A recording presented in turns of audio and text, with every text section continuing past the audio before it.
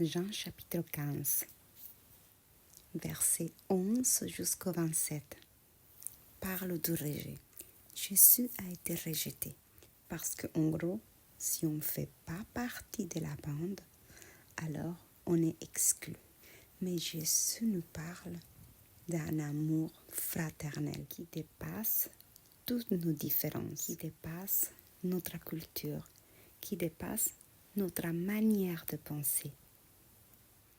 Concrètement, nous pouvons mettre cela en pratique à travers de la bienveillance. Tu es différent. Nous sommes tous différents parce que nous sommes uniques.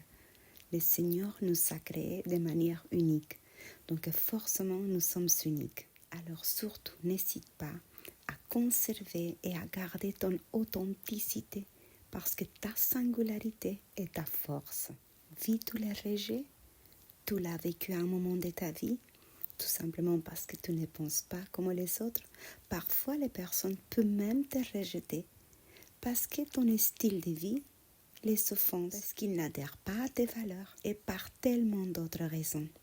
Mais quoi qu'il en soit, dans ces chapitres, dans ces versets, Jésus nous enseigne que nous pouvons être tous différents et dans ce monde des différences, nous devons rester authentiques et surtout aimer avec un amour fraternel qui dépasse toutes ces différences.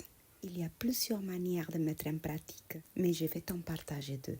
La première est la bienveillance et la deuxième, c'est de retirer la critique. Comment on peut être bienveillant avec quelqu'un? Eh bien, dans notre communication, nous communiquons avec tous nos sens.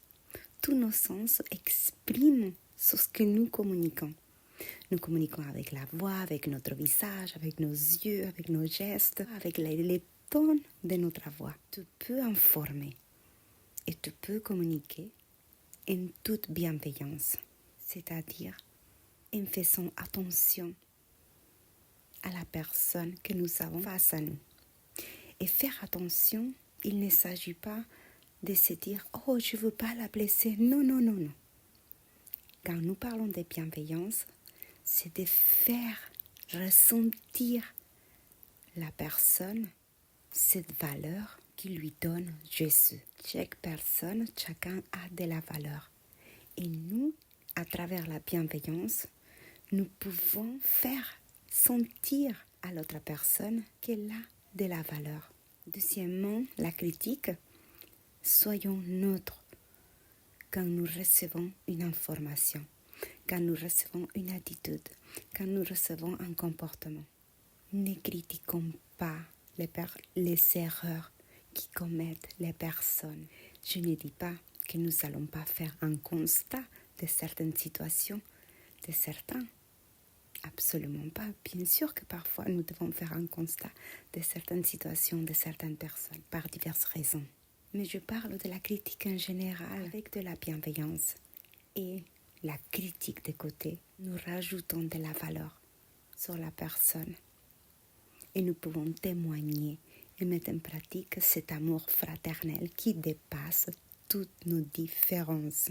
Quand tu es rejeté, rappelle-toi que Jésus aussi a été rejeté. Et tu peux t'inspirer de l'attitude de Jésus pour, au lieu de répondre avec du rejet ou avec de l'inconfort, plutôt répondre avec de l'amour fraternel qui dépasse toutes nos différences. Commence aujourd'hui, là où tu es.